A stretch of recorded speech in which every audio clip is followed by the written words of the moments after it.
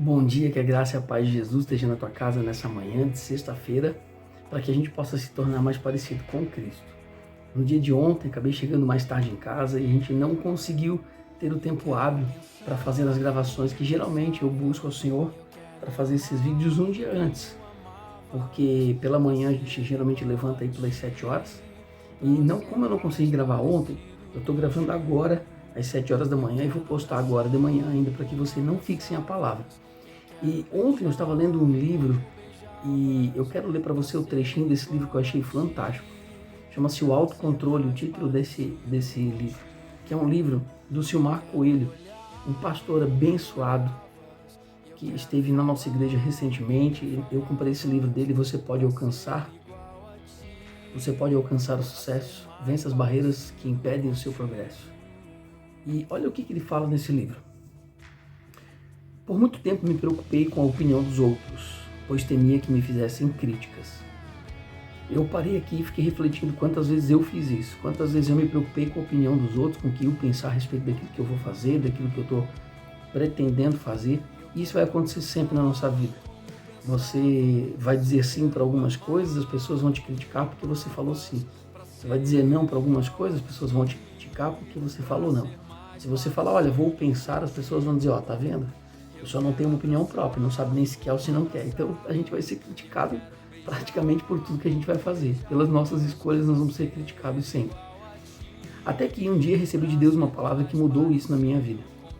A palavra de Deus diz assim: a mim muito pouco se dá de ser julgado por vós ou por tribunal humano, nem eu tão pouco julgo a mim mesmo. Paulo sabia muito bem o que quis dizer quando escreveu isso. Antes de encontrar-se com Jesus na estrada de Damasco, foram um grande perseguidor dos cristãos. Sendo assim, quando os irmãos souberam da sua conversão, ficaram desconfiados.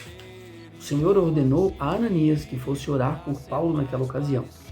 Veja o que Ananias respondeu: Senhor, de muitos tenho ouvido a respeito deste homem. Quantos males tem feito a teus santos em Jerusalém? E para aqui trouxe autorização dos principais sacerdotes para prender a todos os que invocam o teu nome.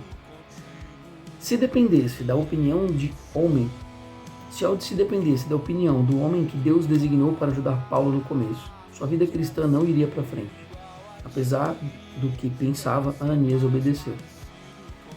Eu vou parar um pouquinho por aqui para você entender que ali Deus havia levantado Ananias para orar por Paulo e Ananias colocou a sua opinião para Deus. Ele colocou aquilo que talvez os olhos dele estavam enxergando, mas não o coração dele. Ele havia dito para o Senhor: olha, Senhor, eu acho que nós devemos fazer dessa forma, eu acho que nós devemos cobrar Paulo assim, eu acho que o Senhor deve cobrar Paulo dessa maneira, porque a vida que Paulo está levando é uma vida totalmente indigna, uma vida que não vai de acordo com os teus princípios, com os teus mandamentos. Às vezes você convida, às vezes você está ali, está vendo a pessoa diante de você, está criticando a pessoa por certas atitudes que ela está tomando, mas você não sabe o contexto por trás daquilo ali. E é por isso que, se dependesse da opinião de homens, o ministério de Paulo não iria para frente. Se dependesse da opinião dos outros, o ministério de Paulo não iria para frente. Se quando Paulo tivesse sido escolhido por Deus para agir e para fazer o seu chamado, para agir de acordo com o ministério que Deus havia entregado para ele, se ele tivesse dado ouvido a todos os homens que ali estavam, você era perseguidor de cristão, sua vida era indigna, você era pecador, você era errado, você era isso, você era aquilo, a vida de Paulo não teria ido para frente. Logo depois, Paulo foi para Jerusalém. Tendo chegado em Jerusalém, procurou juntar-se com os discípulos. Porém, todos o temiam, não acreditando que ele fosse discípulo, porque ele era perseguidor. E provavelmente ali começou um bafafá, começou um falatório. Fulano não está mais vindo no culto. Fulano não está mais fazendo isso. Fulano não está mais fazendo aquilo. Mas às vezes não se vai atrás profundamente para compreender o que está acontecendo, qual a importância que o fulano está dando talvez para algumas outras circunstâncias e não está mais frequentando talvez alguns dias da semana no culto. Por quê? Porque é mais fácil a gente criar um auto-julgamento de dizer que a pessoa realmente não quer porque não tem vontade, não quer porque não tem disciplina, não quer porque não tem desejo, porque está inventando uma desculpa, do que propriamente para compreendermos os reais motivos que fizeram aquela pessoa a não estar talvez em alguns dias na semana, em alguns momentos, em comunhão com os irmãos. Eu estou trazendo isso como uma realidade do que nós vivemos nos dias atuais. né? A gente acaba às vezes até cometendo esse tipo de erro que às vezes aqui os discípulos cometeram com Paulo.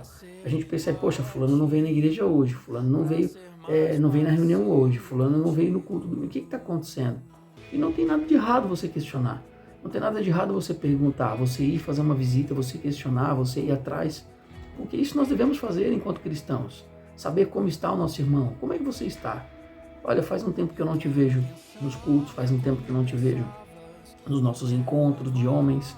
O que tem acontecido contigo? Abre teu coração para mim, vamos conversar, vamos dialogar aqui, vamos tentar construir algo juntos. Isso é importantíssimo.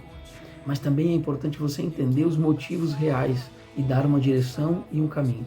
Não apenas julgá-los, não apenas fazer um julgamento acerca daquilo que talvez você está enxergando numa fração, num fragmento apenas das circunstâncias. E ele continua dizendo, o autor continua escrevendo, Paulo não podia mesmo se preocupar com o julgamento de outras pessoas, caso contrário, teria feito como todos fazem hoje em dia, quando se sentem ignorados ou rejeitados dentro da igreja, sumiria dela.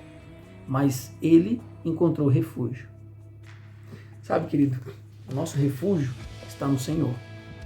Por várias vezes, pessoas me procuraram para dizer que queriam sair de determinada denominação. Olha, eu quero sair da minha igreja, eu quero sair do Ministério Cristo Jesus, eu quero sair do Ministério Luterano Renovado, eu quero sair da Assembleia de Deus, eu quero sair da Igreja Católica.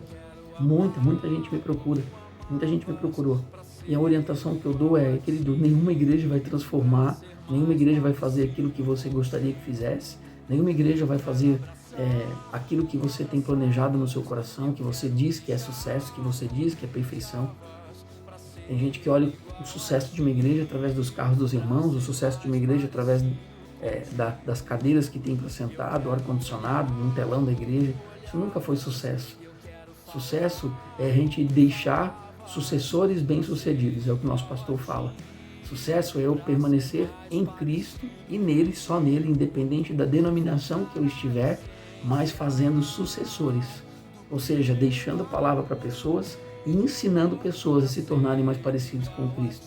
E é isso que eu estou fazendo com você nessa manhã. Fazendo com que você se torne mais parecido com Cristo. Fazer com que você possa alcançar o sucesso. E que você saiba o que é um sucesso. Porque sucesso não é nós termos dinheiro, sucesso não é nós termos um carro. Sucesso é eu entender o meu processo em Deus e agir diante da obediência, agir diante daquilo que ele fez, como Paulo, que foi obediente e ficou como discípulo, porque obedeceu a palavra do Senhor. E assim eu e você temos que fazer, independente das circunstâncias, independente de sentarmos à mesa com pessoas que não entendem o que nós estamos vivendo, independente de sermos julgados pelas atitudes que cometíamos lá no passado, que hoje as pessoas não sabem o que estamos vivendo, independente de sermos julgados por algumas atitudes, sem as pessoas nos conhecerem verdadeiramente ou saberem o que estamos passando. Permanecer com Deus, naquilo que Deus propôs a entregar para nós, humildemente, mesmo que nós não merecemos. Ele entregou para nós um chamado e um propósito. E que você possa nessa manhã, nesse final de semana, executar o chamado e o propósito que Deus tem para você, alcançando o sucesso. Sucesso de homens? Não. O sucesso do reino de Deus aqui na terra. Para que seja feita a vontade de Deus, tanto na terra como nos céus. Amém? Que você esteja com Ele nesse dia, nesse final de semana, e a gente se vê na segunda-feira, se assim Deus permitir. Grande abraço.